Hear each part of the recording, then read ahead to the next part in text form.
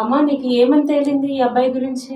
తను ఒక అమ్మాయితో మాట్లాడుతున్నాడు. అయితే తను వెళ్ళిపోయాక తన్ని నేను కలిశాను. కలిస్తే తను నా లవరు, ఇట్లా మేము ఇన్ని ఇయర్స్ నుంచి లవ్ చేసుకుంటున్నాము అనేసి చెప్పారు. ఎవరు చెప్పారు? ఆ అమ్మాయి చెప్పింది. ఎవరా అమ్మాయి? ఈ అమ్మాయి అయితే కాదు. ఈ అమ్మాయి కాదు. ఈ అమ్మాయి నాకు రీసెంట్ గా కాల్ చేసింది. కాల్ చేస్తే ఇట్లా అంటే చెప్పింది, సరే నేను కూడా నీకు తోడుగా వస్తాననేసి ఇక్కడికి వచ్చాను. మరి ఇప్పుడు చెప్పు, ఇంకొక అమ్మాయి ఎవరు మరి? ఇంకొక అమ్మాయి ఎవరు లేరు మేడం, ఈమె లేదంటే ఇంకొక అమ్మాయి ఎక్కడ ఉన్నారు మేడం.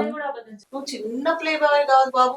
నువ్వు చేసిన గనికారం ఇక్కడికి వస్తే తెలిసింది. తనకు అబార్షన్ కూడా చేయించుకున్నదంటే తను ఇంతవరకు దాచుకున్నది చెప్పకుండా. ఇప్పుడు అన్నగా నేను ఇప్పుడు ఏ రకంగా రియాక్ట్ అవ్వాలి నీ విషయంలో? నేను లవ్ చేయలేదురా నాయన అంటే నువ్వు కడుపు అని అంటావు. అంటే హాస్పిటల్ ప్రూఫ్స్ లేవా? తనతో దిగిన ఫోటోలు లేవా? అవి చూపెట్టి అవి చూపిస్తే నేను చేసుకుంటా అంటున్నాగా. చేసి చేసుకుంటా మళ్ళీ కప్పిపుచ్చుకుంటావు ఎందుకు? నీకు ఆప్షన్ ఇచ్చామని మేము చెప్పామా? ఆ, అంటే ప్రూఫ్ చేస్తే పెళ్లి చేసుకుంటా. మరి చేయలేదు కాబట్టే కదా మేడం ప్రూఫ్ చేయమని చెప్తా ఉంది. ఆ ప్రూఫ్ చేయలేమని నువ్వు అనుకుంటున్నావు. దగ్గర డాక్యుమెంట్స్ ఉన్నాయనే విషయం నీకు తెలీదా? నా దగ్గర అసలు లేనే లేవు మేడం. హాస్పిటల్కి వెళ్ళిన విషయం నీకు తెలీదా? లేదు మేడం. సంతకం కూడా పెట్టావుగా? పెట్టలేదు. తను చెప్తుందిగా ఇప్పుడు హాస్పిటల్ అబార్షన్ చేపించేటప్పుడు తండ్రి ఎవరు, దీనికి రీజన్ ఎవరు? చాటింగ్ చేసుకున్న చాటింగ్ కూడా లేదా కనీసం? అన్ని క్లియర్ చాట్ డిసపియర్ లో పెడతాడు మేడం. ఎప్పటికప్పుడే క్లియర్ అయిపోతుంది 24 hours కి. ఎంత తెలివి తెలుసా నీకు? మేడం ఆమె చెప్పేవి అన్ని అబద్ధాలే మేడం.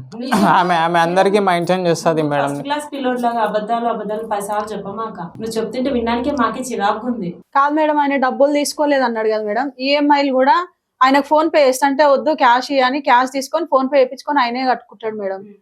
అసలు ఆ అమ్మాయితో నేను డబ్బులు ఎందుకు ఇప్పించుకుంటా మేడం, నేనే సంపాదించుకుంటున్నా. అంటే మీ ఇద్దరి మధ్య ఏముంది అన్నట్టు? ఫ్రెండ్షిప్ ఉంది మేడం, అంతే తప్ప లవ్ అంతా ఏం లేదు. ఆ అమ్మాయికి అసలు మీకు సంబంధమే లేదంటావు?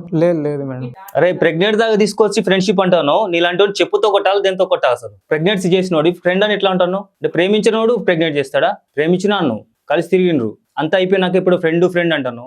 ప్రెగ్నెంట్ చేసింది నీకే తెలీదు, ఎవరికి తెలీదు. ఆమె తెలిసింది ఇక్కడికి నేను రావడానికి రీజన్ నువ్వు నలుగురు పిలుచుకొని పార్క్ లో కొట్టించే అంటే నీ ఫ్రెండ్స్ చెప్పిండ్రు తన దగ్గర డబ్బులు తీసుకొని తన్ని బ్లాక్ మెయిల్ చేస్తాను.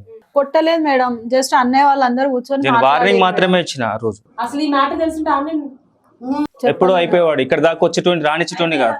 నేను చెప్పలేదు మేడం. అదే చెప్పకనే ఇంతవరకు తీసుకొచ్చిన. ఫస్ట్ నుంచి చెప్పకనే నువ్వు తెచ్చిన పొరపాటు. ముందు నెత్తి మీద దాంతో నింపుకుంది నువ్వు. సరే ఇప్పుడు ఆ డాక్యుమెంట్స్ కానీ వాట్సాప్ చాట్ గానీ కాల్ లిస్ట్ గానీ అంతా బయట తీసుకొని వచ్చిన తర్వాత ప్రూఫ్లన్నీ బయటకు వస్తే అప్పుడు ఏం చేద్దాం? మీరు చెప్పండి మేడం ఏం చేద్దామని.